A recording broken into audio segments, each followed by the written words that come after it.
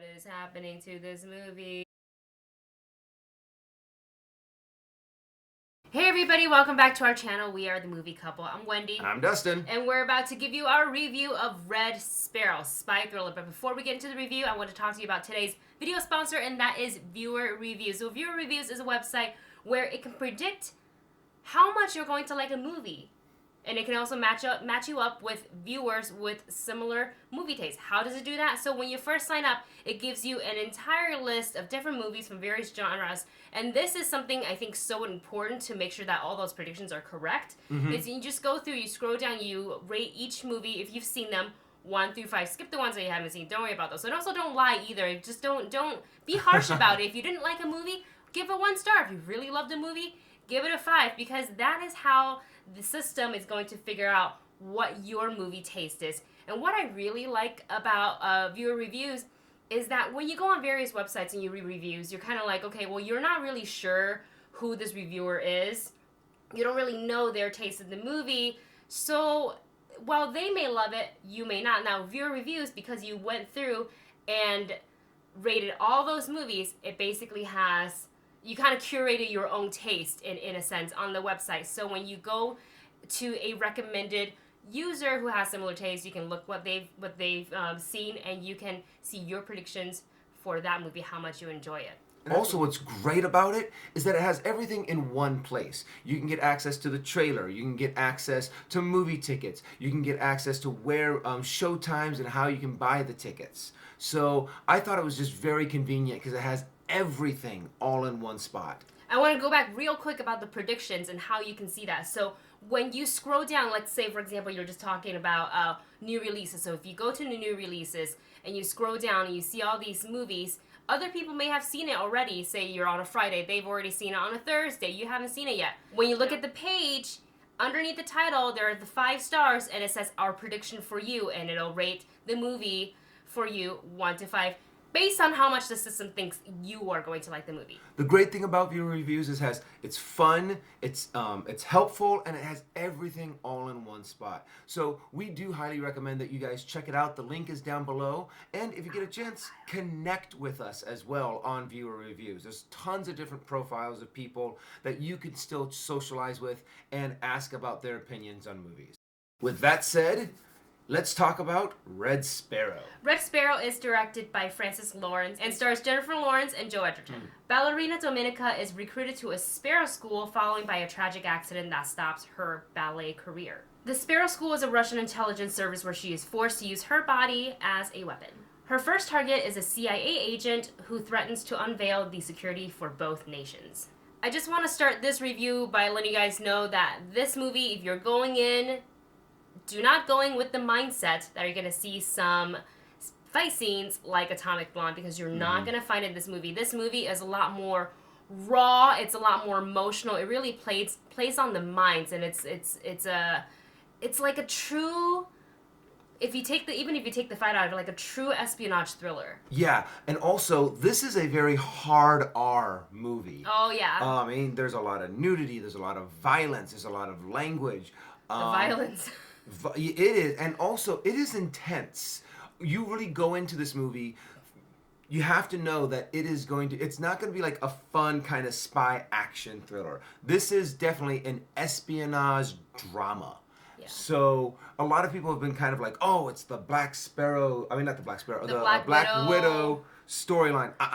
That's what we thought too from the trailer. It might be kind of like a good comparison, but that's where it is. It's just the storyline. Yeah. But it is not like the action scenes that they do have in this movie are very brutal. Yeah. So it's not like, Atomic Blonde or John Wick or any of your big action movies. This is definitely heavy drama. And that's actually one of the things that I wanted to promote about this movie is the fact that the 2 lead actors in this movie do a really good job on promoting that drama, on having that spy thriller kind of what's going on, cloak and dagger kind of storyline. And it's one of the highlights of this movie is the performances by Jennifer Lawrence and Joel Egerton. And before we go further into this review, I just want to say that there are so many twists and turns in this movie with the plot that we want to be very careful of spoilers. Just so you're not like, I can't believe they talked about this, and so we don't want to ruin anything for you. So we're gonna stay pretty vague with this review. You were talking about the acting for Jennifer Lawrence, and I feel like I myself have said this in the past where everybody's got a little bit of like Jennifer Lawrence fatigue, especially following Apocalypse. Yeah. And I feel like movies for her, like franchise movies, she kind of loses steam at the end because you're playing the same character for like 2-3 years or however long that you have to stay in it. But these movies are, you shoot it out within a few, like, I don't know, 6 months or something like that. And this is this character, I think, is right up her alley.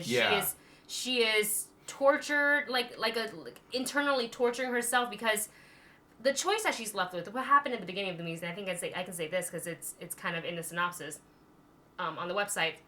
She was a ballerina. She had an accident, which means she can't dance anymore, and she was given a choice: become a sparrow, or we don't really know what else you're gonna do because you haven't really have any other skills besides dancing. So she doesn't even really feel like she has a choice. She goes to the Sparrow school, and that was where, for me, like, an intensity really, really begins of what she is learning to do there, how to manipulate, how to use her body, and what she was really good at was getting inside people's head, and that is where the movie focuses on, and that's where she plays it so well that you don't know which direction she's gonna go. You think she's gonna zig, so she'll zig, or you think she's gonna zig and she zags, and you have no idea. They have a lot of really good twists and turns in this, and Jennifer Lawrence really is just, I mean, whereas like we can say, oh, in Apocalypse she wasn't really there, she wasn't invested. She is invested. Oh yeah. In this character, in this role. She dives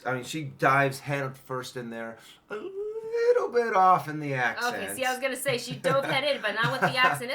I don't know how easy it is to do like a Russian accent, but she lost it in various parts of the movie. I love the chemistry between Jennifer Lawrence and Joe Egerton because the movie basically comes down to two of them, and she plays with the Russians, but she works for the Russians, plays for the Russians, and he is CIA. So there's obviously a conflict of interest, and what is the end game and who is going to come out on top, and it just constantly, as an audience, you're constantly guessing, and it's so exciting because I think nowadays we're so trained to follow a certain trail that by the end of the movie we kind of like guess the ending before the movie is over.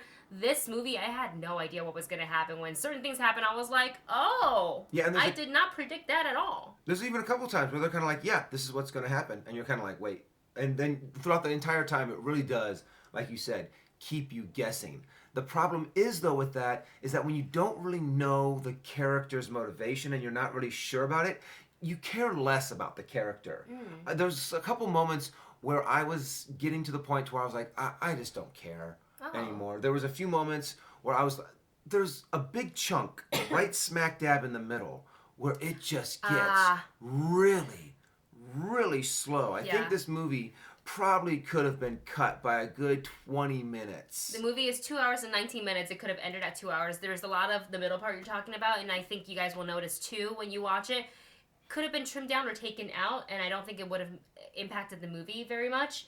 And it wouldn't have dragged, because in the middle where I was like, what is happening to this movie? And then you start sliding in your chair.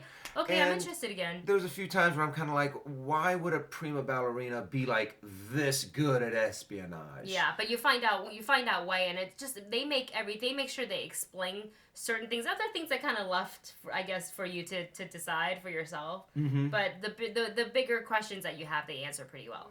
So I thought the performances were really good, and it had some good twists and turns, but the fact that there was a huge chunk that was really slow, there's a couple moments where you just stop kind of caring about what the characters are doing or what's kind of going on, made it so it's still a good, fun movie to watch, but I'm definitely going to say probably go out and rent it, see if you can get a matinee ticket. It's kind of worth to see a good, kind of like a thriller spy movie once again. But I would really say that this is something that you can see at home, something that you can stream, but still kind of, it's a fun movie to watch. You're like a check it out, between like a check it out and a rent it a little bit, huh? Yeah, definitely. It's kind of more like a high rent it. Yeah. I think Jennifer Lawrence is stunning in this movie, and while I really like the twists and turns, I also think I'm going to give it a rent it, but for a slightly different reason. This is a very conversation-driven movie, as it is not action-driven, like barely, you know. And I found a lot of times where, because there were so many twists and turns, where I was like, wait, can I just pause and go back for a second just so I could re-listen to the conversation that just happened? And also because of the accents, and a lot of the scenes are done in like hushed huddles and smaller tones, and it kind of goes by quickly. And this is a movie you don't want to miss out on the dialogue. So I would say rent it, not because it's not good, but because you can't rewind in a movie theater. Yeah, and probably having subtitles is really helpful in this movie. I guess, yeah, if you're into subtitles, you can use that, as your weapon of choice as well. Well, you guys, those are our thoughts and rating on Red Sparrow. Let us know what you think in the comment section below. What is your favorite Jennifer Lawrence movie so far, and what do you hope to see her in next? Thanks so much for watching, and we'll see you in the next review.